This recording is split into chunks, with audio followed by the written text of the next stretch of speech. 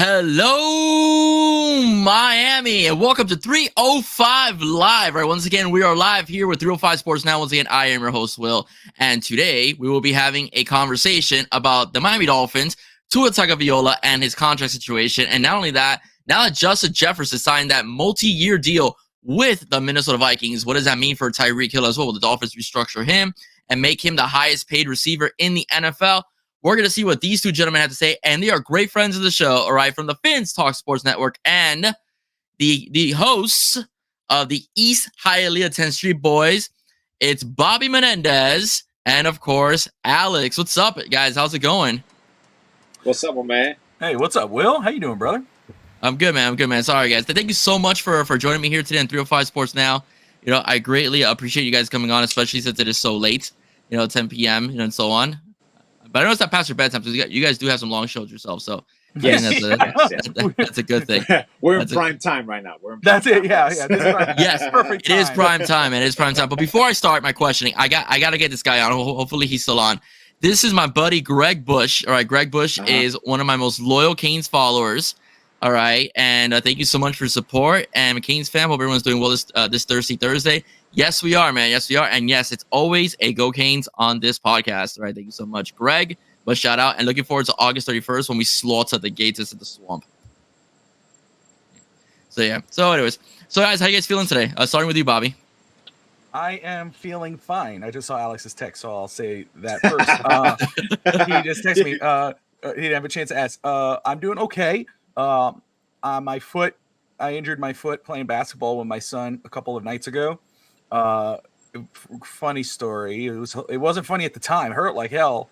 But right now I'm in a boot, big ass boot. And oh man, yeah, yeah. So what happened was every night now I've been playing basketball with my son, and up to 21, and we've been having a lot of fun, and it's been good for me too. Is just staying active and doing stuff like that. I actually feel good the next day compared to body aches or anything like that. So we've been playing, and I've been, getting a little more confident in my shooting, Alex, and doing the flick of the wrist, and so I'll start shooting. We'll do 2-and-1s instead of 2-and-3s, so longer ranges too. Yeah. Obviously, his range is shorter. I'll say, okay, you get a little closer, but anyway, it was at a point where I was going to shoot a long range shot, and I was like, ready to watch this, and I start dribbling, side to side, and he gets real close. So he's trying to block me, which he can't, because I just shoot over. But he does, he could mess me up if he, does something, messes with my shot. But anyway, so when I went to go like this, and I had done it a couple times before, so I was like, I'm gonna do this again. So I went to go do the shot, and I faked the 3 or the 2, went like this, and then so he jumped. As soon as he jumped, I cut right, and so I dribble, 2-step lay in. It goes in, but my forward momentum, I couldn't stop my momentum, so I tried to catch myself. And I ate dirt, dude. And I rolled my foot, my ankle, and it was an ugly crash. My wife said, because my wife was actually out there. Of course, the one I say, you should come outside and hang out with me and Tristan, and watch him. He's getting better. Of course, because she's never there every other night. Yeah. So Vito was on the elliptical. My wife was watching. So she comes up. Tristan, you had a crowd. Dude, I had a crowd. And of course, my son comes running, Dad. And I was like, Alex, Will, I'm sure, I was hurt. Yeah. It hurt like hell. Mm-hmm. I was embarrassed. I was pissed. So he goes, Dad, just get away from me, man. I felt so bad, afterwards. Sorry. But man, it hurt like hell. So I went to the clinic the next day just to get an X-ray. She thought I had a break in my cuboid bone. She did her X-ray, but she said, let's wait for radiology. I went to the orthopedic, and they actually said that I had severe sprain in my ankle and in that bone. That injury that she sees, that broken bone in my foot or whatever it was that she thought was fresh, the orthopedic said, no, that's an old injury that was undiagnosed that you had, that you never knew that you had a broken bone in your foot. So I was like, wow. I have to wear this damn thing for 2 weeks, and I'll switch to a brace. But I'm already kind of feeling better. But they said, you feel better, you got to wear it when you're walking around. So that's the story of Phins. Okay, so I have a question for you. Usually foot injuries are hard to avoid because they're very chronic. They're kind of nit-knacky. How did you not know that you had a slight, maybe a hairline fracture on your foot for such a long time? I don't know. I always roll up on that. I mean, I don't want to say always, but this is the foot I always roll up on. I could be walking on doing like just walking around, and all of a sudden I roll my ankle.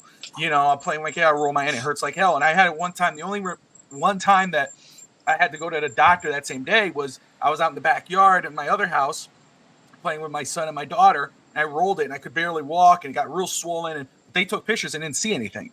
So unless they just totally missed it, but I just healed up. And you know, that's the same like that I have my labrum tear at my hip and all that. So you know, when that's going off, I'm not. I guess everything else kind of minors out. But no, I didn't even know. So you know. Interesting. Right. You know, it's whatever. I'm paying for, you know, except for right now, kind of aching, but whatever. Alex, so how are you doing? I'm doing good, man. I'm doing good. A little tired. Long days from work. Basketball practice started right up an airplane over me right now. If you hear the noise. But all good, man. All good as well. It's cool, man, because I'm getting the nature effects of you being outside. I can hear the crickets. You see? Yes, I can hear crickets, and I can hear the airplanes. You know, that shows you're in civilization, so that's a good thing. Always. we might have a raccoon that walks by here because our neighbor, she puts food for the cats. So this raccoon, like this is the top of my wall here in my backyard. What are you saying? The raccoon. The raccoon. Oh, raccoon. Oh, sorry, raccoon. Raccoon. Raccoon. Yes. What's a raccoon? What the hell? It's an undeveloped raccoon. It's a raccoon that hasn't hit you. It's an undeveloped raccoon. I don't care. I'll probably still run. He identifies as a raccoon, not a raccoon.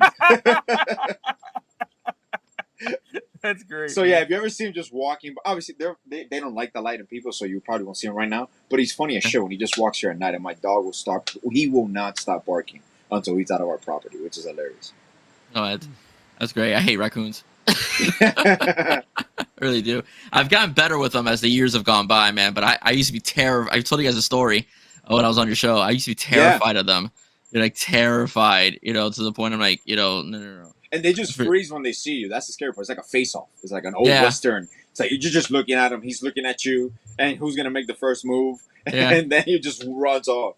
Yeah, that's like what happened with me when I was a teenager at the Everglades. I was going to throw the trash away, and he was inside the trash. He just popped out, and he looked at me like, "Are you going to feed me or are you going to hit me? Like, which one are you? Which one are you going to do?"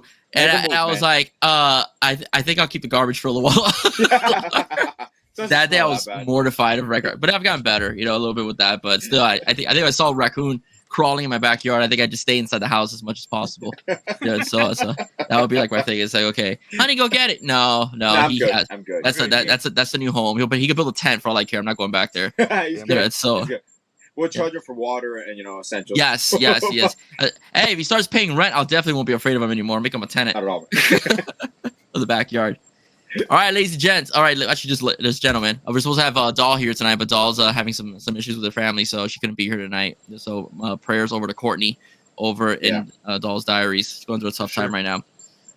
But we're talking Dolphins. You all love the Dolphins, and we just saw Jared Goff, the guy that was a castaway of the LA Rams, has found a home in Detroit, and I'm sure he loves his home because he has basically hit the jackpot with a 4-year, $212 million deal, $170 million guaranteed, and his signing bonus was $73 million.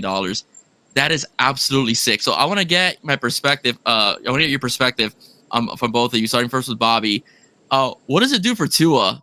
Since Goff, the numbers are pretty similar between Jared Goff and Tua Tagovailoa, to be honest with you, but Tua was first in the league in passing. What do the Dolphins now do with Tua? Starting first to you, Bobby. Yeah, I mean, I think the Jared Goff deal, which I happened a couple weeks ago, right? Am I right? Yeah. So it obviously helped him big time because, like you said, the numbers are similar. But even though he was the number one rated passer, that's why I think it helps kind of stop the argument of should we or should we not pay Tua over $50 million a year. You could believe he is the franchise quarterback, whether that's, he's meant to be the guy. You could like him or love him or hate him or whatever. The fact is he's in the $50 million tier. That's what he should be paid. If Jared Goff is being paid that much, Tua Tagovailoa should definitely be paid that much. He's earned that right. Again, you could feel any way you want about him. The fact of the matter is again, you look at the work he's put in every season, You know, he went into coming into last season, people questioning, you know, can he stay healthy in regards of concussions? Can he take a fall? He took jiu-jitsu, he gained the weight, and he survived the year, and he had a good year up until December. This offseason, he comes in, people are saying, hey, man, now you need to lose weight. He looks like a different person, you know. Hopefully, again, that doesn't bite him. You know, you should have a little bit of concern there, I guess. But really, you should go, damn, he is committed to this. You know, again, you could think he's the best thing since sliced bread or whatever, but what you should really respect is that he's committed to getting better and trying to be better for the team. And what he's done year in, year out has earned him that second contract to be a big one. And it's going to be in that $50 million range because, again, if Jared Goff is getting it, Baker Mayfield is getting closer to it. Daniel Jones, it's like $45 million. How the hell is Tua not a $50+ million quarterback? So it just makes a lot of sense. And I think the Goff deal just sealed the deal. Alex, Mr. Atiachiska, what's your take? Well, I think there's a realistic chance that Tua might reset the market now for new quarterback deals going forward. I believe, like Bobby mentioned, he's worth it. And he basically said it himself. The market is the market. You can't fight against the market, and he is the most accurate quarterback in the NFL.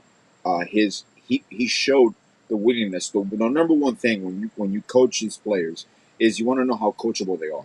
And Tua has never taken that superstardom and the aura that he comes with. And that's something that I like to analyze a lot. And people don't make sure they like to analyze the statistics and his play and all that.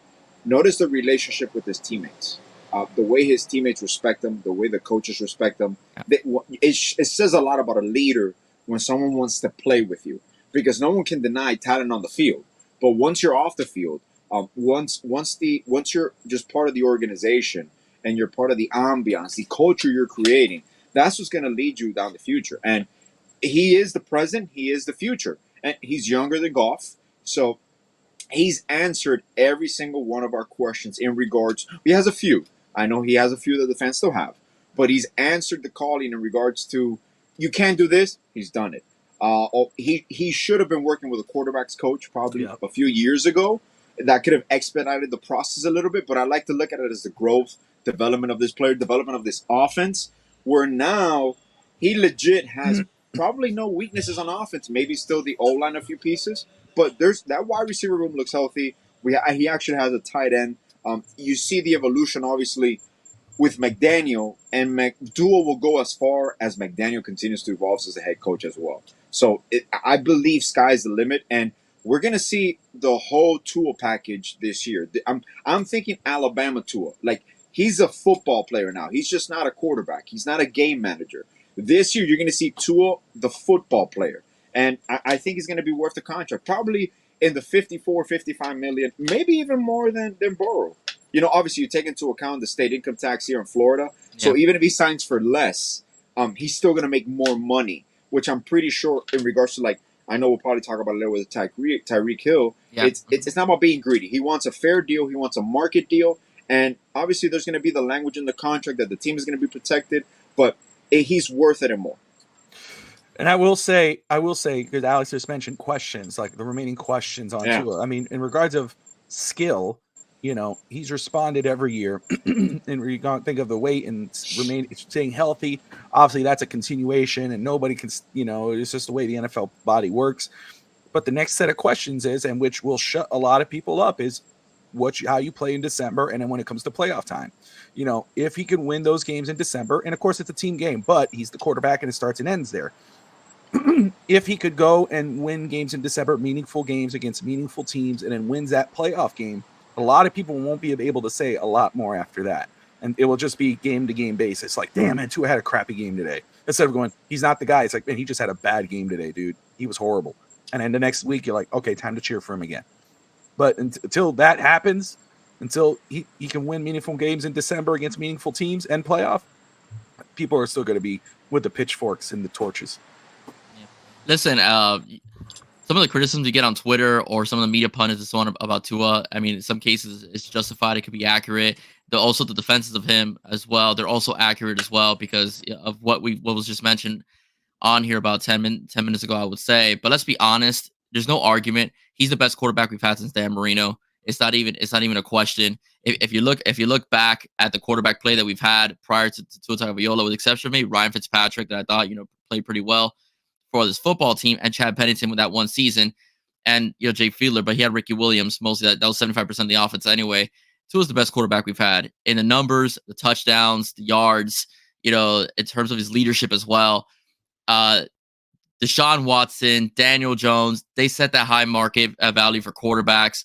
He's going to get his money. I'm not sure if he gets to Joe Burrow. Joe Burrow has been to a Super Bowl, and that's kind of the defense the Dolphins could use as far as keeping him under $55 million because Joe Burrow's made it to the Super Bowl with a much weaker line. You could argue because Joe Burrow, it's been destroyed by the Cincinnati Bengals offensive line. But I do think that Tua is deserving of $50+ million. I will say more than Jared Goff. I will be very frank with you. And this season, I do think it's going to be a pivotal year. I do think he will resign before the season starts. I think they're working on that deal. Yeah, July. He will resign. You don't want, like Channing Crowder says, you don't want a bitter quarterback or a quarterback doesn't know his future midway through the season. That's not good. You want him to be as basically not have any distractions with off-season stuff, during a season so you just handle it, before the season starts. But I do think Tua will be extended, and I do think he will hit the $50+ million mark, and I do think he will see a lot of guaranteed money because that's what's keeping players, in their respective teams. So that's where I'm at with Tua. Again, the numbers, you may not like the fact he hasn't won a playoff game, but let's be honest with you, he's the best we've had since Dan Marino. He's a Pro Bowl quarterback. He's got a hell of a receiving core as well.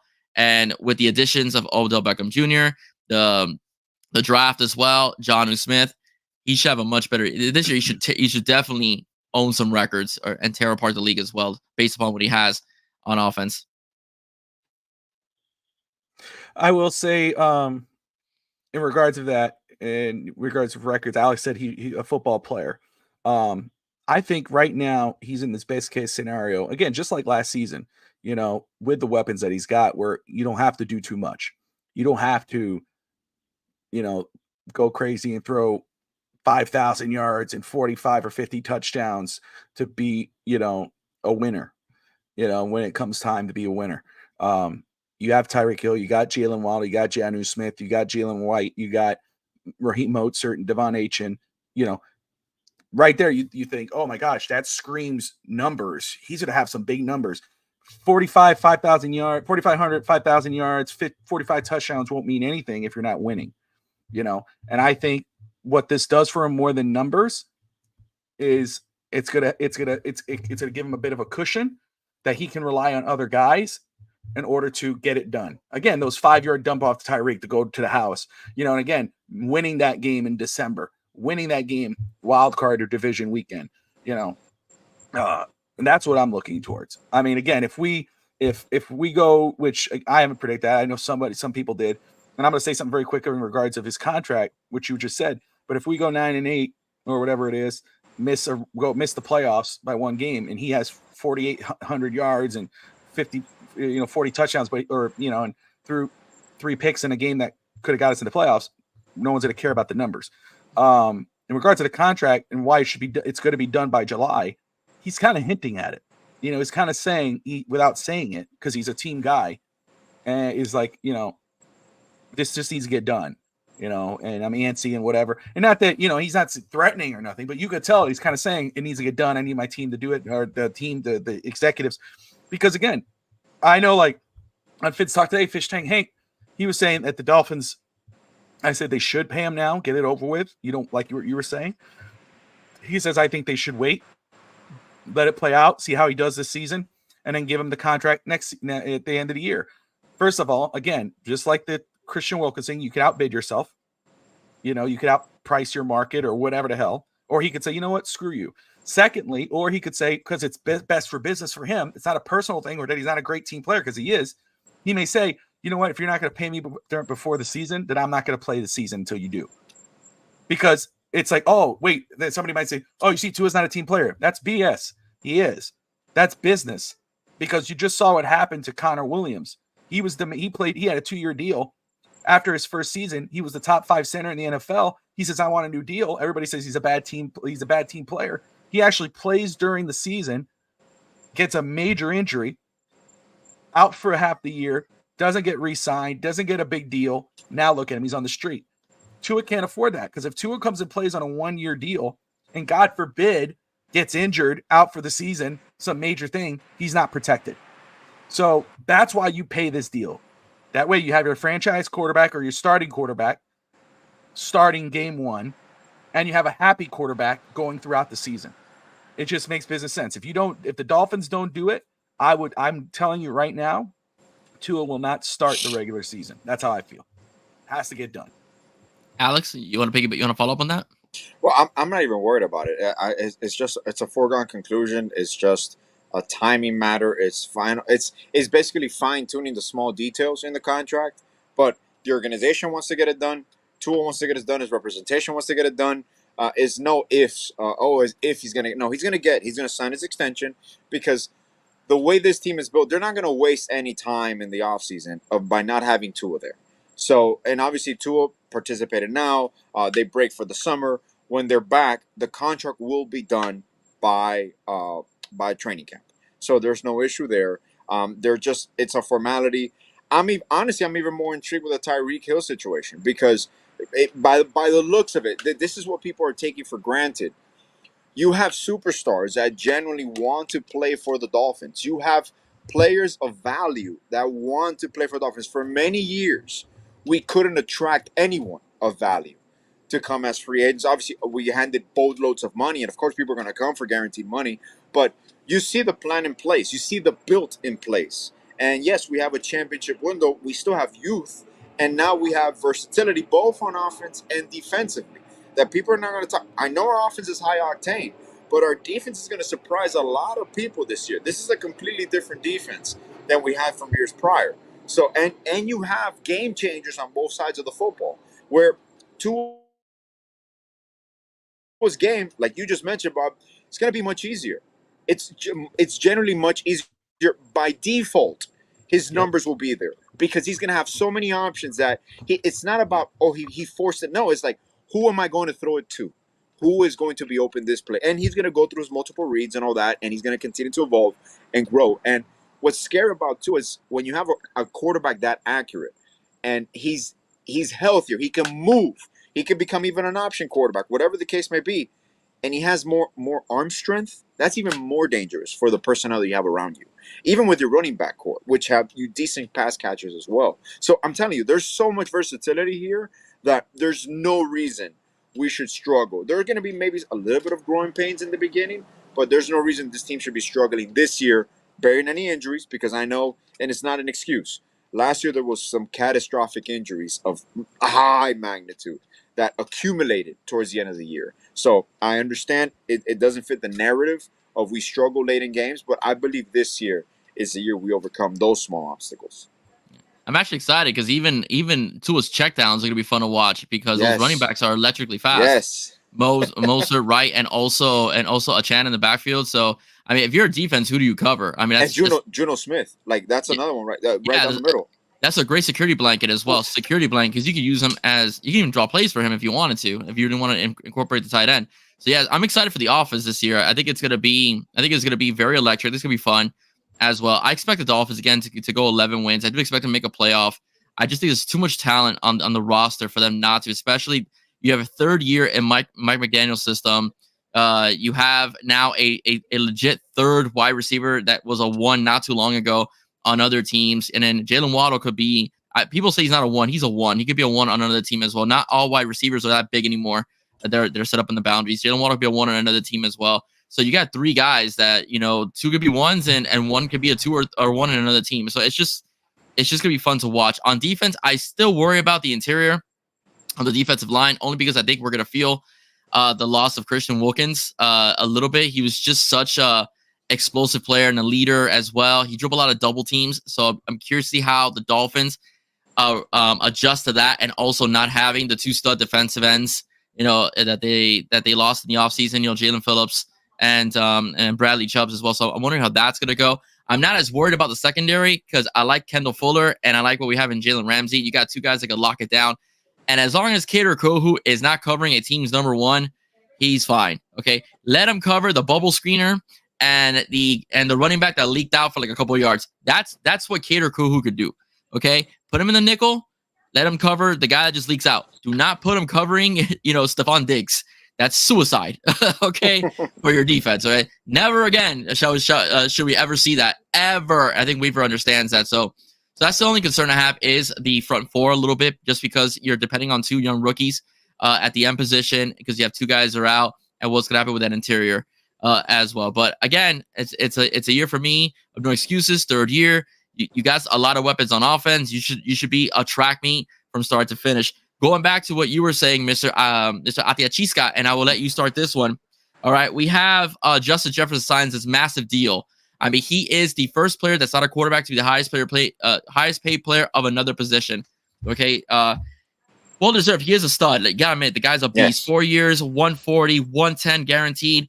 Deserves it. All right, absolutely deserves it. But now you got Tyreek Hill. Okay. Now you got a guy who's another number one. I mean, Justin is younger. I get it. Tyreek's 30 years old, but Tyreek's already in the second year of a $120 million deal. So what do you do if you're the Dolphins in this situation? Do you extend Tyreek to be the highest paid wide receiver? Do you offer more bonus incentives for Tyreek, to kind of somewhat match, what Jefferson's making monthly, which is about, I think it said about $35 million a year. Tyreek's about 25, if I'm not mistaken, around there. So what do you think, Alex? Well, it wasn't Tyreek his annual average like 30 in the 30s, 31, or right there, or he's still. I guess with the bonuses, because he restructured a little bit to be more incentive based, to make a more team friendly deal. Yeah, so that's what he ended up doing.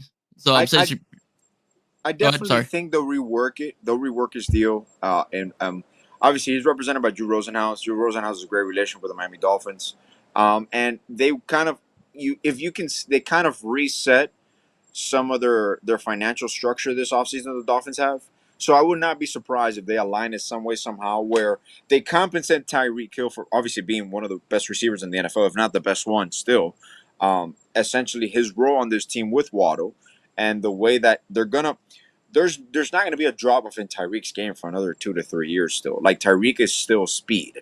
And obviously, as you get older, Father Time kind of catches up to you, but he won't lose too much of a step in the coming years. And either way, this is your team for the next 2 to 3 years, ideally, the way you've built it through the draft. And I believe he might not become the highest paid wide receiver, because then now you got, realistically, you still got CeeDee Lamb, you still got Jamar Chase. So these deals are like the next deal is always going to top the previous deal, and like that, just going to continue. Obviously, Justin Jefferson probably will remain the highest earner on annual average, but I believe they'll rework Tyreek Hill to add a few more years in regards to mostly guarantee money. You might probably see a big difference there for him. Because I don't even know the details in his guarantee, but they'll probably up guarantees another 2 years there, and probably raise his average maybe $2 to $3 million a year, where it's comparable with still state income tax in Florida. You take that into account, you're still going to be the highest earner, because a lot of people see these signings and like, oh, he signed for $170 million. They don't realize these players are getting taxed at 35%, 40% of their income, and then some states have state income tax, which is even more for them. So that plays into this part of financially. And to me, what I take the most is regards to his acknowledgement of me being greedy is not going to help the team. And it's very true. I understand Tua, you have to respect the market, because just like an athlete and for your players association, you're not going to take less money when your value is that high. And Tua's much younger, and he's at a prime position. So he's going to be respected. He's going to be valued. But it's more of security long term than annual average, in my opinion, with Tyreek. He's happy here. His family is happy here. His wife is pregnant. So he's set a base here in Miami. So I don't foresee any situation where he doesn't retire a Dolphin. Yeah. Bobby, you want to piggyback? Yeah, I mean, I agree with everything Alex said. I mean, Tyreek. You see what's going around the league. You see what's happening. You know what's about to happen with these other top-ended receivers. Justin Jefferson breaking, records. You knew Tyreek Hill was going to say, especially if he plans on playing an extended period of time, that he wants to get, in that kind of ballpark number. around where Justin Jefferson is. I love, though, that he came out and said about, basically not handicapping the team. That kind of puts the ball in Miami's court, saying, hey, look, I'm not asking for the biggest deal. I'm not asking to pay up, $55 million to two and pay me $40 million a year, some crazy number, $35 million a year or whatever it is, just make it right, and he's earned it. He is there. I mean, if he's not the number one receiver in NFL, he's in the top 5. He's right in that ballpark, and he should be paid as such. And it's great that Miami was able to get the deal done with Jalen Waddle. I know there were more than a few, but less than the majority of people who were complaining about that contract and that deal done for Jalen Waddle. That was the best deal Miami could do. It was the smartest deal. You do it right now. You beat getting outpriced by the market. That's what happened to Christian Wilkins. We got outpriced. You waited and it bit you. You don't do that with Jalen Waddle. And now you have the luxury. We knew Tua's deal was going to get done, so that's not what I'm talking. But now you have the luxury to say, you know what? All right, Tyreek, let's take care of you. And it might be a couple-year extension, and it might be a bigger signing bonus just so he could get the money he gets, but it's not going to kill Miami's cap. I love it. It says a lot about Tyreek. Again, business sense, and I'm about the business for the players. He has to ask for that. He has to say, because of the type of player he is in this league and what he means to the Dolphins and just the NFL, he has to get his money.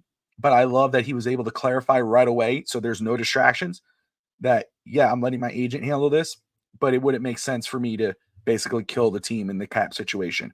Miami still needs help in other areas, but I need to get mine. So I like it. Well, you can tell he likes being here. That's for sure. He does a lot of things for the community. Loves He's out there. Miami. Yep. He loves the city, so I think that's a good thing that he said that. But he is going to make his money. He's going to restructure his deal. That's definitely for sure. And I think the Dolphins the right thing by re-signing Jalen Waddle before he hit the market. That's always been a problem with the Dolphins. The Dolphins wait to their best player to test the market, and then they get burned because some of the team offers more. I.e. Christian Wilkins. I can even go far back as Olivier Vernon. Olivier Vernon had like a 10-sack season, and the Dolphins let him hit the open market, and he was gone. So I think that's a good thing Miami was able to avoid that with Jalen Waddle, and they're going to avoid that also with Tua, and they're going to avoid that also with Tyreek eventually, right, as well. So that's pretty much where we're at as far as Dolphins go. But I got to ask you, gentlemen. Okay, as South Floridians, born and raised, do you have Panther fever? Oh, hell yeah. Yeah, man. Have you been following the playoffs? Absolutely, man. Absolutely. I got joked around the other day because I've been trying to make 305 Sports now also accommodate the Panthers as well. And I did a short of when I spoke about Sergei Bobrovsky. And when I was uploading my short and the title of my short, I typed Sergey, but my phone, which is a combination of English and Spanish, decided to call him Sergio Bobrovsky. And the Cuban goaltender. Definitely. One of the audience members was like, I like the fact you speak so highly of Sergio Bobrovsky. And I go, man, freaking autocorrect. Guys, like, that's probably the name he uses when he checks into hotels in Miami. that's his alias. All right, so starting first with Bobby. How impressed are you with the Panthers and what they've been able to do? What they've been able to do these playoffs? Man, they've been fun to watch. I think that's the majority of the thing, especially for I don't know how you would call that, Alex. Will, a casual fan, someone who's like, because again, casual is a good yeah, you know what I mean. Like, so casual fans, I love watching football. I love watching basketball. I'm watching the final right now, game 1. Baseball, I could sit down. Hockey's always, I've been to games, especially up here. They're huge hockey fans up here in Nashville, the Nashville Predators. Yep. I mean, they are diehard fans here. So their love for their team, that I was able to, I've gotten some tickets and was able to watch the Panthers live. And it's a different vibe. It's just like a baseball game. Unless you really truly love baseball, it's hard to sit down and watch it at home. You kind of go, okay, and you get distracted, you get bored, you change it. When you go to a baseball game live, it's a different experience. You could chill, you get a hot dog, you get whatever, you're watching a game, you're just chilling out. It doesn't care. You don't give a damn how slow this game is. You're just chilling. It's that time to shoot the shit, talk to your friend, whoever you're with. Where a hockey game, you don't even realize it, but it's like it's pure action from the start. As soon as that puck drops, it is a fight. And I'm not just talking an actual physical fight. I mean, you're going nuts. But the Panthers, being able now to watch them as much as I have during this playoff run, and again, I'm not, I'm getting a lot from my coworker, Gina. She's a diehard Preds fan, but she'll explain certain terminalities and what the hell is going on and icing, and which I thought was just icing on a cake, but that means something else. But but it's clearing the puck. It's clearing the puck all yeah. Yeah. I'm aware now, but their run and the way, and you could see it. You could see how hard they're playing. You don't even have to know the game as like a student of the game to know these guys are fast. They're hard hitting. Their heart is into it. They're loving what they're doing. And they have a certain, and again, I'm speaking as what you call a casual. It really looks like they got that Cinderella story to them. Like this is the year that they're going to join the Champions Club with the Heat, the Dolphins, and the Marlins. We're going to have 4 championship teams in South Florida by the end of this run. It's been a fun time to watch, and it makes you more of a fan. I've always, obviously, as born and raised, well, born in South Florida, raised in Hialeah, Miami. I'm a fan of any Miami team. You got Inter Miami. I've never seen it. They just came a few years ago. I was up here when they were made. When they were started or whatever.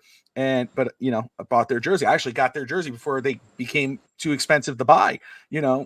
So the Panthers, I have some gear from them, but I've never gone crazy. But I've now, since last year, I've always been like, man, I'm going to get myself a jersey. Of course, jerseys are expensive. I could talk myself into buying a Dolphins jersey or a Heat something any day of the week. Panthers jersey, I was kind of like, I got to wait. I got to wait. But, now I'm like, no, got to go get a damn jersey. The one I like is the powder blue with the logo with the cross sticks. Love that one. And I got lucky that my mom actually found one at Goodwill, stitched jersey. I think it was Goodwill in Miami. And she found, stitched, beautiful jersey. Yeah, she's like, I was like, I keep sending her, send it now. I'll say, I'll send you the money. She's like, oh, I'm going today. And she hasn't gone yet. So I'm afraid it's gone. I'm afraid someone has taken it, and maybe it's her, But it's like, dude, you said you were going to send it. So she hasn't sent it yet. I don't think there's any name on it, though. But anyway, it's Panther Fever, all right, man. It's exciting time. Alex? Oh, man, it's Panther Fever, and there's no time enough for it. Like, the way it's coming out, I remember the days. I didn't have cable back then. So I remember the 96 Stanley Cup Finals, which at that time, that was a true Cinderella story team. A third year in existence. We got swept by the Avalanche. Game 4 went into overtime. So I was just stay up watching the 11 o'clock news so I get the updates of the score. Obviously, because there was no internet back then, or you can't just scroll through your phone and see the lively score or watch it live on your phone. So I was 10 years old at the time. And I remember vividly Scott Mellenby, Ramina Meyer. People don't even know the story about how the Rats, why when we were the Rats, is the Rats in the locker room that Scott Mellenby killed with a slap shot. So those are the Panthers that we grew up with, and we thought we had something cool. And then we had the Pavel Bure era where he was scoring 50 goals plus a season for 2 to 3 years. So we will acquire some superstars here and there, and we had the Top Bertuzzi era. But what I credit to now is that this team is built for continued sustained success for the next 6-7 years. And now we have some decisions to make. Sam Reinhart is going to be a free agent. Yeah. He's going to cost a lot of money. But Cito, the way he's built this team, he's made the right trades at the right time, even moving Herbedew to acquire Kachuk. Like, those are risky moves that other franchises won't make at times. But you can tell the Panthers are all in. And all of a sudden now, a team that they would say that hockey couldn't survive in a Sunshine State, you're arguably a perennial best team in hockey every time. Now, the Paul Maurice hire was essentially, I know the whole John Q situation, you saw the beginning of what they were forming there. Obviously, situation came out. He got let go. He resigned. He got let go. He got fired. And then they hired Paul Maurice. Last year, you can tell we ran out of fumes. There were some injuries, but then we were still too young. And now you have a polished, young, veteran team. Because people forget, even Ekblad is a veteran. He's still young, but he's a veteran. And now they have the winning attitude and they have the winning pedigree now. They've been through the fire. They know what it takes. And I believe this year is New York Rangers were probably the best team in hockey this year. And we could have swept that series if it wasn't for those 2 overtime games. Yeah. So I don't think there's still Connor McDavid. Oilers are very talented, but I don't think there's anything to stop the Panthers this year. Yeah, I agree with you. What some pure hockey fans were saying is that the biggest threats to the Panthers were the Dallas Stars, and the Edmonton Oilers beat the Stars, so they kind of did the Panthers a solid. The Panthers won the season series, beating them twice and beating them in convincing fashion. That means nothing because the regular season is the regular season. You know, it's kind of like basketball.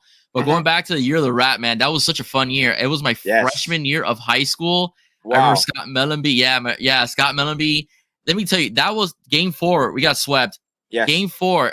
That to this very day to me is one of the best hockey games I have ever seen. Did it go to double overtime or triple overtime? I think it went double, and it was overtime? 0-0. Yes. 0-0. John Van Beesbrook. Van Beesbrook. Patrick Waugh, man. Those two were, and let me tell you, they had Joe Sakic, who was like one of the top scorers in the league, and they shut him down. That team was just the problem with that team is that they didn't have like a legit goal scorer. It was more of a combination team. That's the only problem they had. The best scorer they had was Stu Barnes, and they foolishly traded him for a guy named Chris Wells that didn't amount to much in the league. And Stu Barnes ended up having a pretty good career for himself. I forgot. I think he went to Pittsburgh, if I'm not mistaken. I can't remember. I think so. Yeah, I think he was traded. It's funny. We beat Pittsburgh. We beat Philadelphia. We weren't supposed to beat those teams. No. My biggest memory of the Pittsburgh series, I was just remembering the other day, because it was Mario Lemieux and Jaromir Jagr and all that stuff, and the glamour and stuff like that. Mario Lemieux, Robert Svela. Remember Robert Svela? 27. No, not 27 was Mellenby. Yes, I remember Svela. 24. He was 24. He sucker punched, like little sissy punch, to Svela like this, because Mario Lemieux never fought. He's like Wayne Gretzky. Those guys never fought. Yes. So he kind of sissy punched, Svela, and Svela just double clocked him, and drops Mario Lemieux. And since Mario Lemieux, it's Lemieux, we have to protect all the referees. We're going to see Mario Lemieux was okay. They didn't notice that Nicholas Sundster and Paul Laws were fighting on the other side of the ice and killing each other. They were clobbering each other, and no one noticed it because the referees were like, "Oh, it's Lemieux. We gotta make sure Lemieux's okay." And then you see Paul Laws, and then oh my God, that was such a great series. And Rob Niedermeyer. Oh man, one thing I didn't mention. We had arguably the best goaltender for a period of years, and we never maximized in Roberto Luongo. Yes, and he came back. He's part of the front office. He loves it here. He loves it here, man. He loves it here. Yeah, we've had individually talented players at various times in our history, but never a team like this. No, like this team never a team assembled like this. This team is perfect. Yes, it's perfect. Yes. You have a stud goaltender. You have a top 5 goaltender. You have you have solid defensemen in Forsling, and Barkov. You have a sick, forward core with Bennett and Kachuk, and I'm forgetting somebody. Sam Reinhart. I can forget Reinhart, bro. And they just signed Vosling to an 8-year deal extension too. So they're set. They're set. It's Rodriguez as well. It's a perfect team. This is the best team in South Florida, right? The best team as far as like the way it's put together. It's the best team in South Florida. I still give Eric Spoelstra the top coach, but as far as teams. As far as teams go, assembly right now is them right now. Yes. Yeah, best assembled team is them. Absolutely. Bobby, want to chime in? No, I'm listening. You guys are saying names that I started to recall and just talk about.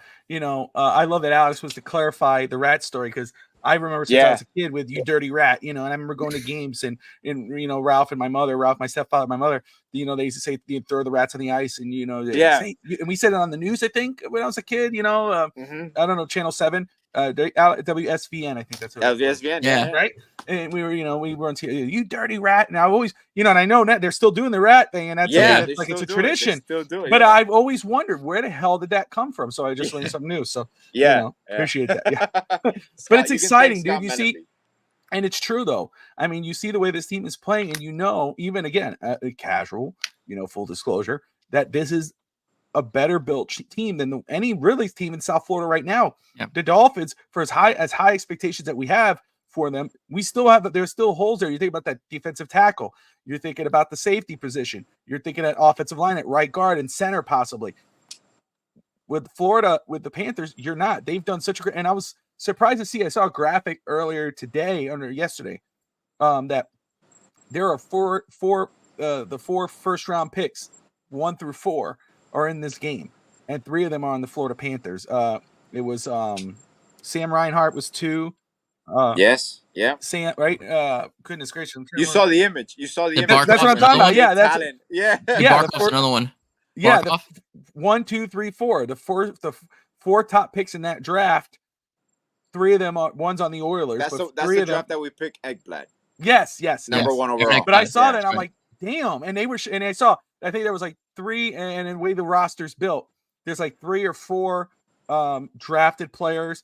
There's like, I don't know, 10 or whatever trades, and then 15 free agents. You see what they're doing, and you see how strong this roster is. It's just an exciting time. And again, they're making non-fans, casual fans into big time fans. It's kind of like what the Marlins did. You know, baseball is obviously in Miami, it's a big thing, but you know, you didn't really get into the team until they were when they made those historical runs in the World Series. You know, that's what basically this Florida team is doing, except this Florida team's actually built to sustain, as Alex has said. I think they'll sign Reinhardt personally. They'll figure out a way, or they'll get something for him. But I think they'll re-sign him. I don't think hockey's salary cap is as complicated or stringent as maybe the NFL's or even the NBA's. You know, because hockey players don't get paid as much. So, I mean, I don't know. I'm sure anybody that knows anything about the game as far as the monetary aspect goes, feel free to comment. But I think the salary cap is very strict. Like, there's no, I do not believe there's like the luxury tax and all that. Like, you have to be under the salary cap. Okay. But we can verify. We'll look it up. But their max salary is not as high, obviously, as NBA or NFL. No, because they don't get paid as much. They don't get paid as much. Now, don't get me wrong. With like right now, the NBA, I don't know if you've seen the new TV deal is for $76 billion. Yeah, I saw that for 10 years. So when the NHL and even WNBA, like these teams, these TV deals are gonna get bigger and bigger because Amazon is always gonna beef up the price, and that drives up, franchise value. That drives up salary cap value. So those are things that, which to me I always find hilarious, is that you can have a salary cap for players, but there's no salary cap for coaches. You can pay your coaches whatever you want in any sport. To me, that there has to be some way or shape or form that it has to be equal as well. You know, but we'll see. We'll see what they do, man.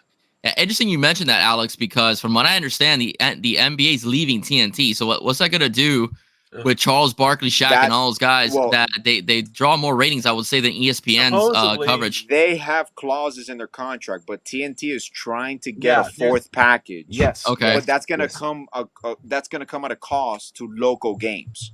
So I don't know how they're gonna play it out, because supposedly TNT had the right to match a deal, which that's rarely ever given. I don't think it's ever been given in those TV deals between leagues and all that, because the league is never going to handicap itself. The league is never going to stop itself from getting more money. So when I was reading and like, that they have the right to match any offer, or I'm like, I don't think that's right, because they can negotiate. You know, they have kind of like, you know, like when you sell your home, like owner to owner, it could kind of be one of those situations. But supposedly they're trying to get a 4th package because TNT does not want to lose inside the NBA. Fans don't want to lose inside the NBA. It's by pop. The NBA has to go to that table. Don't get me wrong. You can still do that show. It's all up to Ernie, because I believe for sure Charles has the clause in his contract when he signed his extension that if the TNT loses the NBA, he's a free agent. He can leave without any repercussions. I'm pretty sure Shaq and Kenny did some clauses in their contract as well. Ernie calls baseball too. Ernie is TNT, so he's probably never going to leave. Exactly. He does. He calls golf. But I don't foresee, even if TNT doesn't get basketball, they will figure out a way. Another TV company, another streaming company, they'll figure out a way to get this show, because that show is just too good for. I mean, everything has to end at some point. But it's usually people retiring and all that. You just don't cut that show unless Ernie's going to retire. And you've had Sam Lefko coming up, which has a great relationship with them. So let's see how they figure it out. It's not smart, in my opinion, to lose a show like that. Yeah, No, no, absolutely. yeah. And I'm sorry, quickly, just give me a second, Bobby. No, the thing is also that now HBO Max was starting to show games on TNT for the NBA, and they also showing the NHL, which was bringing in new viewership because if you didn't have Yes. cable, you could watch it on HBO Max. I think Correct. since Max is owned by Discovery, Discovery is now investing with ESPN and Disney to create one big major sports package called Venue that's supposed to be opening up sometime in the fall of 2024. So that's another thing I was going with. Will TNT kind of, or at least that crew, find a way on that package to see if they can keep that deal? So that's one thing I was thinking about. I just don't see how the NBA would walk away from a ratings juggernaut like inside the NBA with Shaq and Ernie and Kenny and all those guys. They bring too much eyeballs. I'm sorry, Bobby, go right ahead. Well, they give you $76 billion, so they don't mind who they're walking away from. It's true, but that's also that could be short term though, because if people don't like your product and things starts to subside, I will say, listen, you lose money. ESPN's paying a lot of money, right? And NBA is going to say, okay, we're going to go where the money is. But how many the NBA fans, basketball fans, complain about ESPN's coverage of the NBA? A lot. The majority. A lot. It's very nice. Looking now, even I know the finals. It starts talking about Lakers. So they're going to hire Dan Hurley and the LeBron James comment. I'm like, why? Because ESPN always resorts to LA or New York. Yeah, it's just so that's why, again, and that's why we love inside the NBA. They talk about everybody, and they can make fun. They make fun of San Antonio or Galveston, which is Charles Barkley. Yeah, Charles Barkley's awesome, man. It's now I can understand Ernie not wanting to leave TNT, obviously, because of he's been there for what 35 loyalty, 30 plus, loyalty, 40 plus years. I mean, it's and he's closer to retirement than he is staying long term. So it's like it would make no sense for him to jump ship. But inside the NBA, again, even though obviously we love Charles and Shaq and Kenny, it's like any one of them is gone, it's not going to be the same. It's not the same. So it's not the same. If TNT or whatever can work out a deal where they keep some NBA coverage where these guys could come on through the season, then it's just by popular demand. I mean, because NBA fans, I think people are gonna get turned off by the NBA from watching it on ESPN. Yeah, I don't ever watch pregame or anything or postgame. I'll watch the game as soon as the game. I watch it right when the game starts, and I turn it off as soon as the game ends. Not with inside the NBA. I'll watch from the beginning, middle, and end. But ESPN coverage, I turn it off right at the beginning. I'll turn it on right when it starts, and I cut it off right at the end. I don't watch halftime. That's the way it's going to be. Because it's like Alex said, it's biased coverage. You're watching Boston versus Dallas right now. Yeah, we're talking about the Lakers. And of course they're heavy onto Boston right now. Boston's the chosen one. They're heavy into that. They're talking about LeBron. It's not, and it was who was the team, Alex, that Legler was talking about? The Pacers. Pacers. They want to talk about the Pacers. Pacers, one of the maybe the number one offensive basketball, one of the top offensive teams. They were. In basketball. They were the number one. They were right. Okay. Yes. Yeah. That they're the number one offensive basketball. They had a great playoff run. Mm-hmm. Scott Lay's like, we need to talk. Tim Layler's like, we need to talk about the Pacers, and then ESPN tells them we don't want to talk about them. They're boring. Are you serious? Now, the ripple effect of this. The other two companies that got the part of this deal, because it's like a three NBC. So I want to see the team that NBC is going to assemble, because now they're talking about possibly Van Gundy, a lot of people that were let go by ESPN, which were great analysts actually. Now can be Van Gundy's going to be with TNT, so he'll probably leave to either NBC. But my major player there obviously is going to be Amazon. I want to see kind of like what Amazon did with Al Michaels when they got Thursday Night Football. This is going to be very interesting, because they have number one thing on NBC.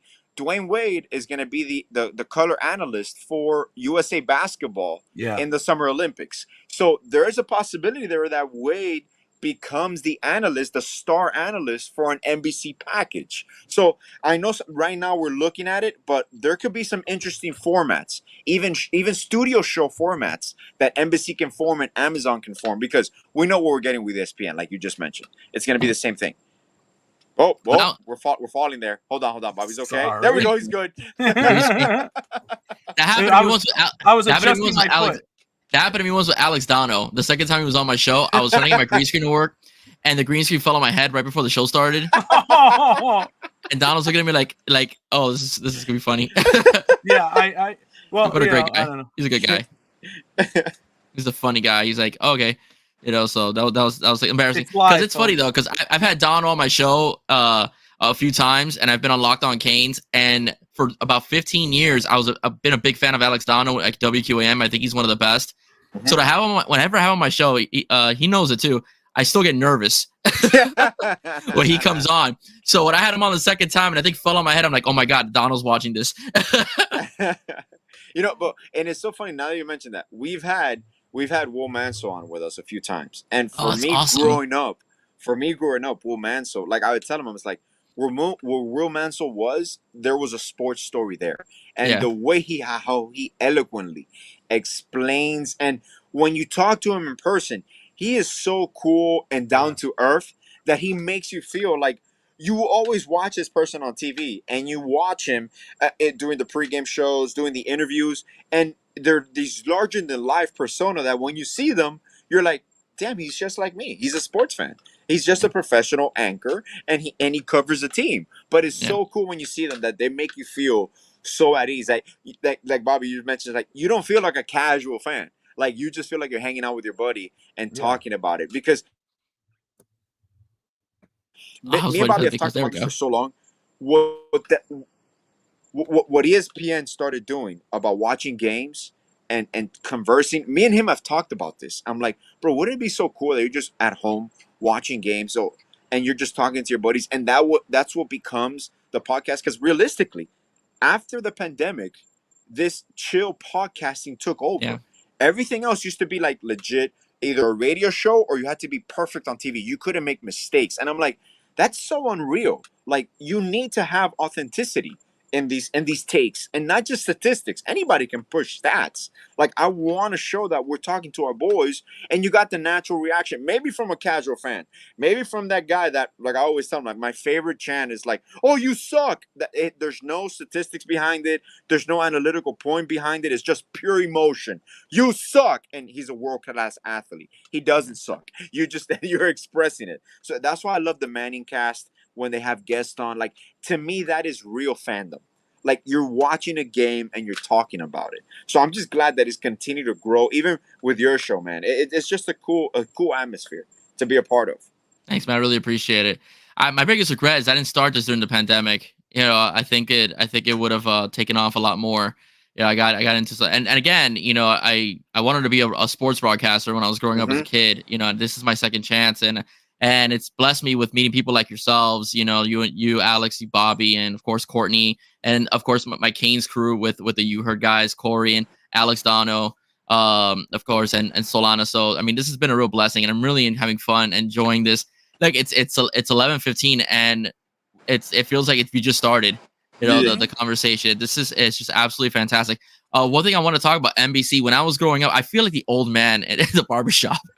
When I was a kid, like Scott Mellenby, I remember when he hit the rat. And the music. Are you gonna do the music? The theme song?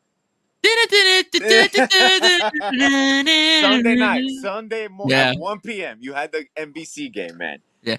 I thought NBC, I don't know why for the life of me they ever gave it up, had the best coverage in all sports, whether it was baseball.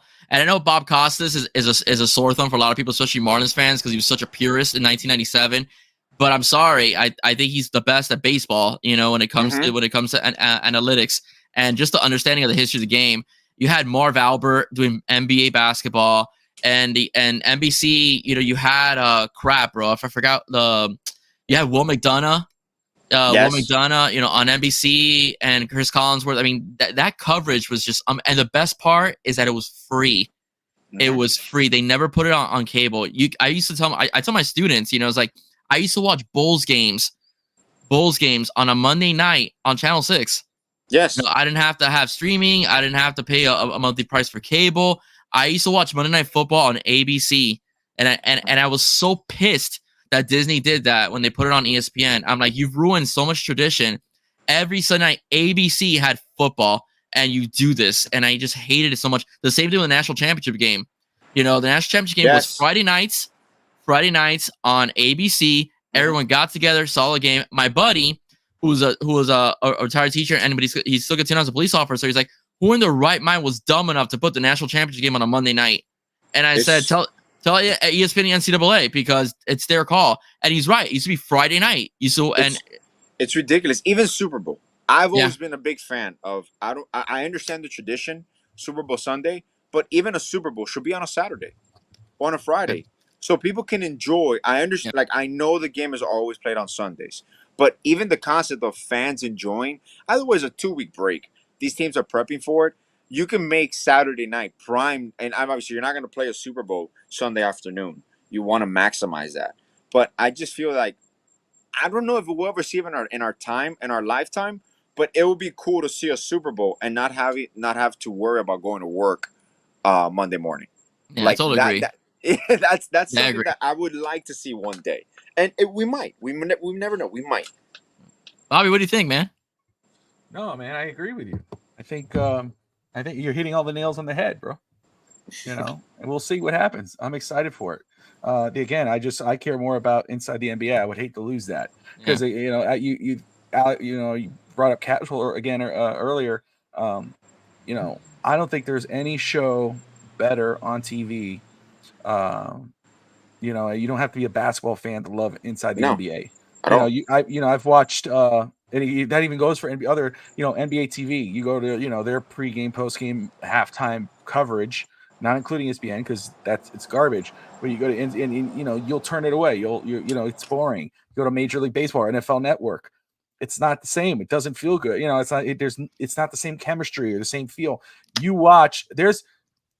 can watch hours upon hours of YouTube videos of inside the NBA cracking up, dying laughing of Charles and Shaq and Kenny and Ernie. They're a perfectly built team. They are a perfectly built team. Because you have Ernie's professionalism, you have Kenny's serious persona, and then you got the 2 wild cards. They're gonna make it fun no matter what they do. But even their basketball coverage, when they start talking real basketball, people forget that Charles Barkley is one of the greatest of all time, one of the best power forwards in basketball. When he starts talking, Shaq will make fun of him and says, "Oh, how many championships you won?" Whatever. But this guy was a league MVP. This guy, and when he starts talking, legitimately about the sport of basketball, you're like, damn, dude, it's like you're at school, but it's fun. You're enjoying listening to them talk. Same thing with Shaq, even though Shaq is bitter against every big man. Kenny, as much crap as Kenny gets, Kenny's one of the smartest basketball. There's a lot of guys who former players who, when you listen to them, you're like, I know you know how to play the game, but you shouldn't be talking about the game. You don't know what the hell you're talking about. It's a lot of times you hear these former players, and it's a tough pill to swallow. Gilbert Arenas, and it's like Paul Pierce. Like, God, Paul, thank you. I was. You know what I mean? It's like, dude, it's like just because and those guys were fun to watch.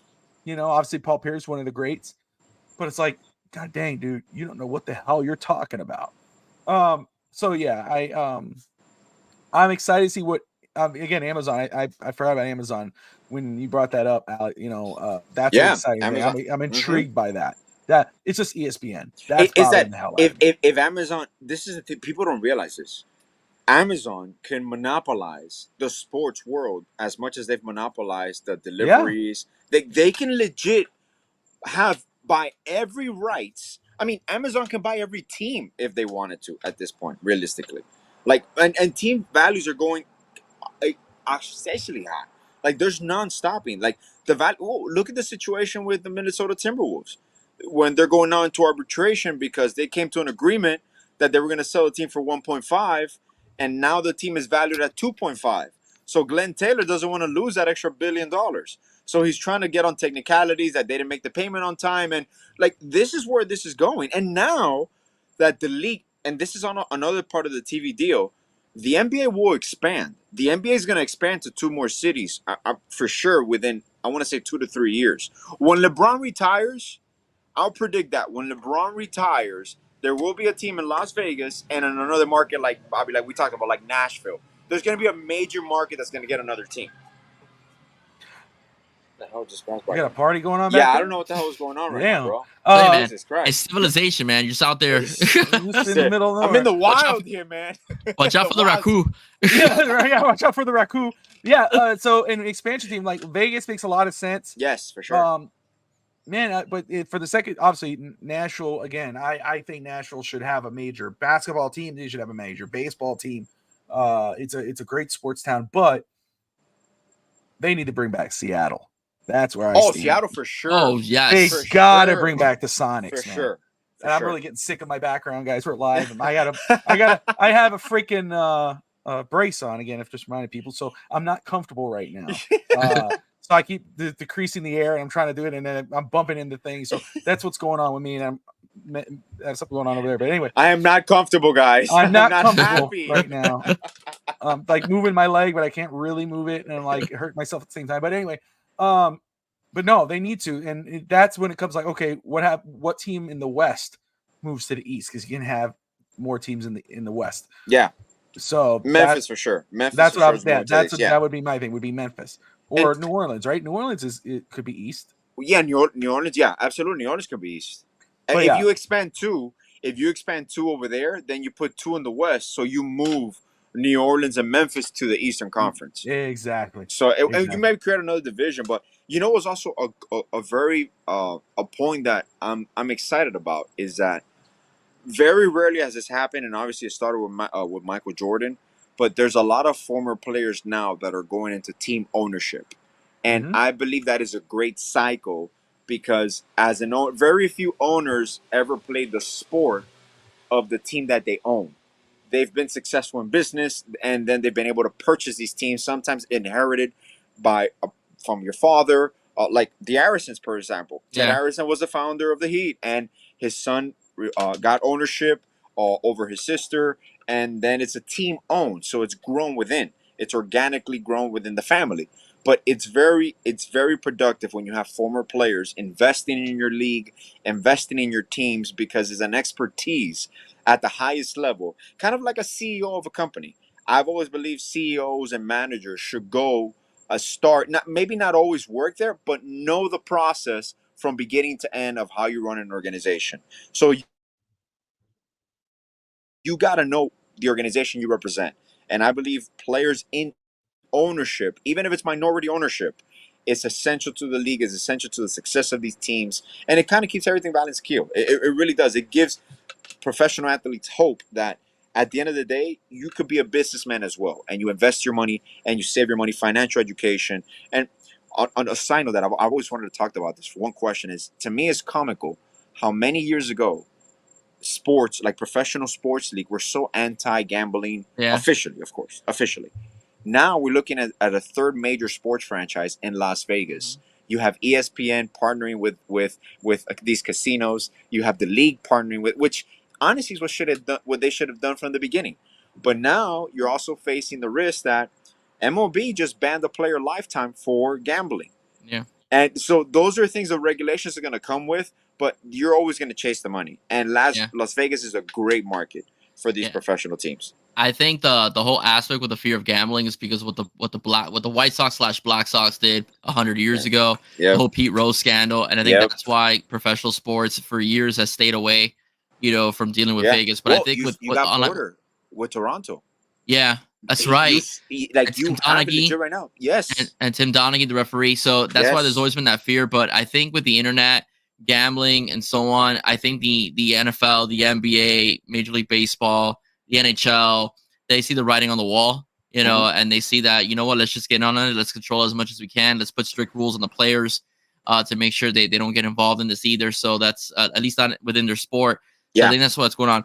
Listen, it's inevitable, man. And it takes it away from criminals, as well. You don't have to go to a bookie because you're doing with a legit business. So that kind of does it kind of helps out a little bit more, as well. So look at you, Alex, man. You're like the business advisor for the NBA, and you to get this player involved in, hey man, it is legit, because for many years, financial education wasn't part of like even the rookie programs, and you had these guys at 18, 19 years old getting their hands on millions of dollars, and they thought that they had to take care of everybody in the hood. Like, you have to protect your family, you have to protect yourself too. And now you're seeing the athlete is cool It's not about buying the biggest house. It's not about buying all the bling, the biggest cars, the biggest rims. Like now, it's like my portfolio, and I'm like, wow. Yes. We saw that develop in our time, in our lifetime, where athletes now are businessmen. Oh, there you see, there goes my pointy thing.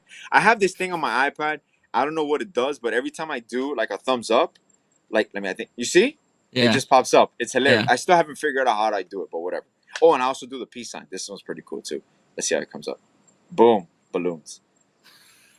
I don't know why the peace sign is associated with balloons, but it just shows up. But yeah, mindful. It's really cool to see the development for future generations, where you're treating the sport. It's still a sport. You're playing something that you love professionally, but at the end of the day, it's a business, and it's your business, and it's what's going to give you generational worth. So it's pretty cool to see in live living color. Yeah. Before I ask Bobby the question on Godzilla, I just want to mention one thing, Alex. Alex, financial literacy education isn't just something from basketball. It started becoming a thing 10 years ago. It's very new. I always joke around with my students, and when I have parents in open house, when I taught seniors and I taught financial literacy, I said when I was growing up, I learned about the potato and the coconut and how much the coconut was on the tree and supply and demand, and that did nothing. The charts, that means nothing. So we've moved away from that in education. We focus more on portfolios, investments, FAFSA. I showed my students from Dave Ramsey. I showed them the video Borrowed Future on how student loan debt has crippled, the American economy and crippled, students in general. And so so we're on the right track is what I'm trying to say. So I think it's absolutely. And it's mandatory in the state of Florida, by the way, for 2 grades. It has to be done in 10th grade and your senior year as well. That's perfect. And yeah, it should be, because honestly, before we took it upon us as families, my mom taught me how to write a check when I was like 13 or 14. Like my mom opened up my first credit card at 16 or 17 so I could start building my credit. So she showed me that part. I've always been financially responsible in that regards. Yeah. But I saw a lot of people, I still have a lot of friends that don't even know how to write a check. I'm like, bro, how do you know how to write a check, man? I know you don't use it as much anymore, but there's things that are just like second nature. So it's cool to see, and you have to start them, like you mentioned, young. So that's really cool, man. That's really cool. Yeah. No, of course, and it's super necessary as well. Mm-hmm. But Alex, I just don't want to assume. Have you seen Godzilla -1? I have not. You have not. Not yet. Okay. So I won't give any spoilers. I'll try to be as spoiler free as possible. But it's okay. I don't mind. Godzilla blows everybody up. Spoiler. No. Bobby, I have a question for you. I had this debate with. By the way, I think it's the best Godzilla film that came out. I think it's the best Godzilla film. So I recommend it, Alex. It's the best film of Godzilla. Can I just say again? It's first off, Alex. It's on Netflix, so it's right there. Yeah. -1. Vivito, I had my father-in-law watch it, and what's great is it's in Spanish. It's Spanish audio, Spanish everything. So he was watching it, and I told him I hyped it up. I've been hyping it up to him. So he said, "Okay, I'm gonna watch it." So he put on his headset. He was towards the end. I'm not, towards the end, Will, Alex, I guess you're just gonna hear it, but you'll see is when he finds after the attack with the airplane and crashing it into Godzilla. He's at the hospital and he's going, I know what they crashed into Godzilla when he's running up the stairs in the hospital. He finally gets that little note and he goes running up. My father goes, "Oh, mommy, is she?" My father like, "Is she alive?" And she's the woman. I said, "Look," and he goes, he had goosebumps. The story is good. The story is good, man. It's not just phenomenal. It's not just Godzilla. It's the story. And again, it's a foreign film, but I would recommend watching it in its actual audio. Of course, have the English or Spanish subtitles, but it's an amazing film. I mean, it's like Will says, I 100% agree. It's the best Godzilla movie, and I'm really looking forward to part 2. But obviously, I love Godzilla and Kong. I love that series, the monster. We call it the monster series, yeah, the MonsterVerse. I love those ones because that's that. But those are fun. This was a movie. This was a great story and everything else. But yeah, what's your debate? So I have to ask you. So I debated. It didn't go much, but I have to ask. Wait, Tatiana got involved in this one. Let's see what she says.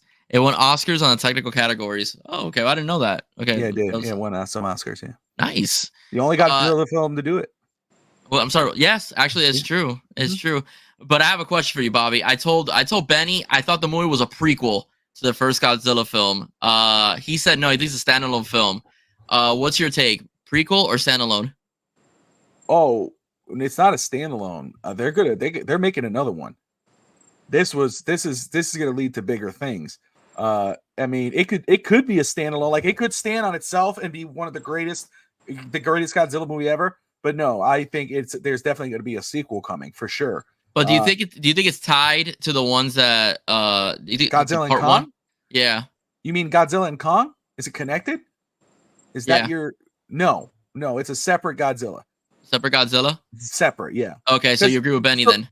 Yeah, so it's oh, you mean like if it's standalone, meaning like it's like it's a separate universe before that. Yeah, separate like, I thought it was a prequel, and I'll explain why. But I want to get your take. I thought it was a prequel, but Benny said no. I think it's just its own Godzilla film. It has nothing to do with the Kongverse, so on that we had in theaters. So you're on Benny's side. You think it? Yeah, think it's own? Yeah. It's two separate entities. You got it's just it's like Spider-Man, Sony, and Spider-Man, Marvel. You have I forgot what the one who's doing Spider-Man in Disney, but you got Tobey Maguire, and then you got the other guy doing Spider-Man for Sony, and then you have Tom Holland doing Marvel Spider-Man. Godzilla, you have Shin Godzilla. I got it, Tati. Thank you for clarifying. I appreciate it. We understood what was being said. God Almighty, dude, she just can't escape her. Well, I mean, you were a little iffy there. You were a little iffy there. Well, it's still I'm answering both questions. Okay? Anyway, but no, the Kongverse or Godzilla verse over the Monsterverse is a separate entity where this one here, just like there's Shin Godzilla. I don't know if you're familiar with that movie. I've never actually saw that. I saw clips of that, but that's another Japanese film about a Godzilla. He came out of the water and he was a worm, and then he turned into he's an ugly damn thing, and he destroys the city. That's a separate film than these other Godzillas. This movie here is a standalone Godzilla, its own story, and it's going to lead to another story that has nothing to do with the Monsterverse. It's its own thing, but it's been so popular that they're going to do a sequel, especially after the way it ended. Yeah, of course. No, they left it open for a sequel if they wanted to go that route. Bobby, the reason why I thought it was tied into part one is because if you remember part one, they did have similar photographic images of Godzilla in the 1940s. That's one. And number two, the Godzilla in -1 looks exactly like the Godzilla in the Kongverse. So I thought that I thought it was a prequel. Something happened before the Kongverse. Yeah, something happened before. So when I saw the movie, I was like, what's his motivation? What's his point of this? Because in the Monsterverse, he only attacks because there's something imbalanced on the Earth, whether it's Mothra coming out or whether it was technological, like in Godzilla vs. Kong, they made Mechagodzilla, which he sensed and he wanted to destroy. But in this one, I was like, what's his motivation? That's when Benny told me, no, man, it's its own film. It has nothing to do with. It's not a prequel. And I was like, no, I think it's a prequel, dude. Only because the Godzilla looks and when he attacks, he looks like the Godzilla from the current Monsterverse. That's why I thought it was a prequel to the Monsterverse. And it's set in the 40s, which was mentioned in the first Godzilla film. That's more set in modern times. That there was a sighting of a monster back in the 1940s off of the coast of Japan. And of course, they're gonna cover that stuff up because it's a freaking monster. That's why I thought it was a prequel. But I mean, both your takes make a point because this Godzilla was just destructive. Yeah. So first off, yeah. So there's two different things with these Godzillas. I mean, I think they're different. They look different. But he has a similar feature. Obviously, it's not like he looks more like the Monsterverse Godzilla than he does look the Shin Godzilla. But what's different about him compared to the American Godzilla is that when he powers up, the Godzilla, the American King Kong Godzilla, when he powers up, it's like this. He keeps going. He keeps blasting the hell, and his spikes still go up and down. Where -1 Godzilla, he has to charge, and he starts charging. You see spikes kind of come up, up, and then they come down, and he has that terrible nuclear breath. Which is Beast, by the way. Oh, dude, it's devastating. That was Beast. Yeah, man. I mean, it's such an impact. You feel that when you're watching it in the theater. That's one of the major things different. And then secondly, first off, and this Godzilla is the way Godzilla should be. I wish when they introduced Godzilla, the way it kind of looked like with the first one, when he came out and fought the other little Mutos or whatever you want to call them, they kind of alluded to, he's going to be an attacking Godzilla before he's the friendly Godzilla. Because that's how Godzilla always started. He always destroyed Japan, and all of a sudden now he's trying to protect the world. I thought that's how they should have gone. And I that's why I love this one, because he's an animal. He's a monster. You know, the nuclear bombs, which is the story for all the Godzillas, how they started was nuclear energy, you know, and then he would destroy stuff, no remorse. I mean, because he was an animal and they're attacking him. If you notice, like in Godzilla -1 at the beginning, when the pilot gets in the airplane, Godzilla, when he's the baby, basically, and he looks like a T-Rex, you know, he's the size of T-Rex, but he's still just huge. He walks by the airplane and he sees the guy in the airplane, but he doesn't do anything to destroy him. He didn't attack him. He didn't attack him. He went after the other people who were shooting at him. So it tells you he's intelligent, you know. So it was an interesting story. It's a great story. I mean, I know for sure that it's a separate entity compared to MonsterVerse. And if I don't know if you have Apple, I have not seen the series. I saw like part of part 1, but I have to watch the series. But I forgot what it's called right now. But there's a series based off the legend, the King Kong Godzilla. Oh my God, what's the monster agency in the Godzilla movies? I forgot. Yeah, but anyway, it's based off them. It has Kurt Russell, has his son in there, and it shows you Godzilla in the 40s, how he looked, and how when they first blew him up with the atomic bomb. It shows that. So there's your prequel to the movies. Oh, okay. Oh, I didn't know that. But that's cool, man. I love talking to that because, you know, I told my son, you got to watch this now. He's like, he loves Godzilla. Godzilla, man. So it was a great film. Yeah, no, I love it. I grew up on Godzilla when I was, again, the old man again talking. When I was growing up, he was super popular. You know, he destroyed New York too. He didn't just destroy. Well, I was saying that's the one. That's another one. That's a separate entity, and that was the one they did a cartoon after that. But that was a 1-year feature. But that has nothing to do with, you know what I mean, the Japanese version of Godzilla. It's the American. They call him what, Zilla, I think. But see, I like that movie. I thought it was fun. I kept it separate. You know, people go, "Oh, it's not Godzilla." Okay, yeah, it's not the Japanese Godzilla, but it was still a fun film. Well, the 85 one was really good. The one that destroyed New York. The one that sucked was the one in like 1999 where it made him a giant lizard that just ate helicopters. 99 was the one I'm talking about. That one. Okay, I thought that was. You have to separate that one from Godzilla, like because they go Godzilla, you know, obviously, you know, and they show. I thought if you would have made that and like you gave him any other name, that would have been a fun film to watch. That's true. You get a point. That's what I think. That's how I like. That's why. So when I watched that movie, nostalgia reasons, I was like, okay, obviously it's Godzilla. That's its name, but it's not really Godzilla. You know, I do love that they blew him up later in another movie. I think Godzilla versus the World or Godzilla 2000. You know, when the alien sent that Godzilla down and Godzilla just kicked his ass and got him out of there. That was always a fun kind of little thing. But anyway. Nerd talk. Before we go, have you seen the new one with Kong? I'm waiting for that to end up on streaming. Yes, I did. Yeah, again, I went was with it my good? kids. Yeah, it was fun, dude. It was a lot of fun. Okay. I enjoyed it. You know, I love those movies. I kind of like Hero Godzilla. I don't know why. I like Hero Godzilla. I mean, that's more my speed, man. I'm cool with that. But again, it's like I think it was there was so much potential there for him to be the monster first. Like and then maybe he kind of gets to that point. But I love this Godzilla too. I love those films. I do prefer the monster Godzilla, and I'm looking forward to see what they do with part 2 of that series.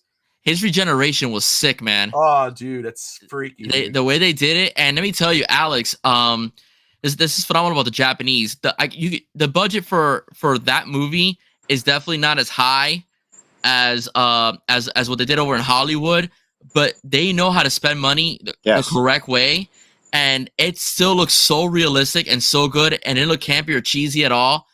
I mean, and the details and the bruising of Godzilla and oh my, you gotta watch it. You have got to watch it. You've got to watch it. The technical aspect, Japan has always been in the forefront, technologically wise. Like the special effects, I assume as well. In regards to that, like watch it, Alex. Seriously, put it on. Dude. You'll enjoy it. You will enjoy it. I promise. I'm gonna sit down and watch it this weekend.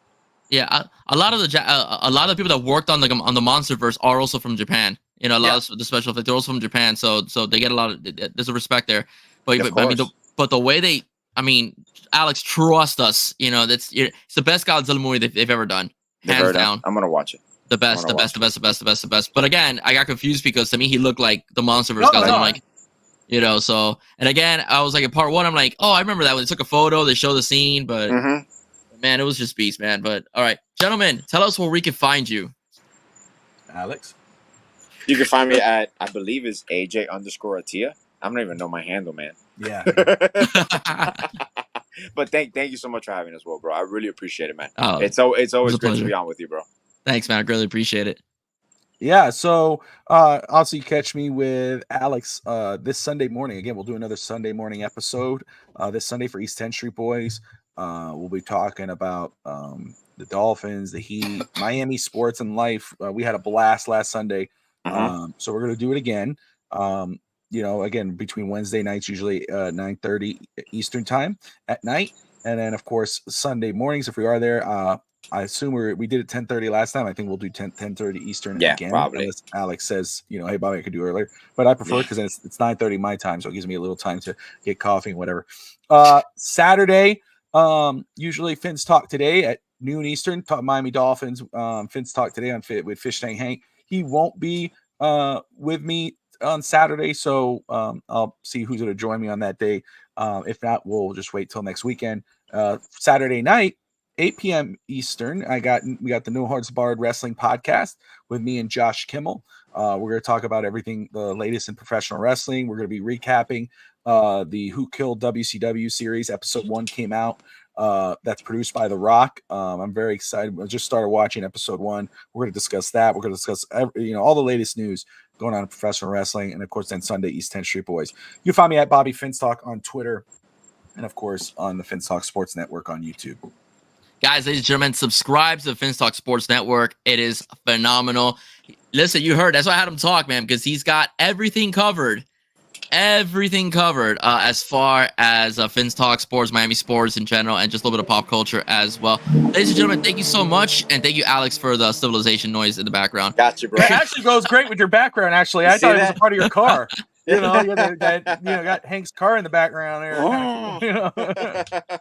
Guys, you're always welcome on the show. I love having you guys on. You guys do great work on the East 10th Street Hialeah Boys podcast. I really enjoy listening to you guys and watching you guys on YouTube. And, of course, all other things that you guys do as well on your programs. Ladies and gentlemen, please do not forget to subscribe to the FTSN network. Okay, do not forget to subscribe to this channel. Nice job. I like fireworks there. Do not stop this network 305 Sports Now. I will be recapping next week, Monday, the official visits of the Miami Hurricanes. They have a who's who of guys once again coming in this weekend as far as recruits go. So I'll be recapping that this week. Next week, I'm working on something. I'm going to bring on a former defensive back for the West Virginia Mountaineers. It goes by Lawrence Smith. He's going to be talking about, he's a former college football player. He's from here.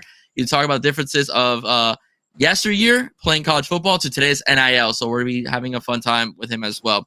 All right, guys, have a wonderful night. Thank you for staying up with us. God bless you soon. Subscribe, like, and share. Bye-bye, everybody.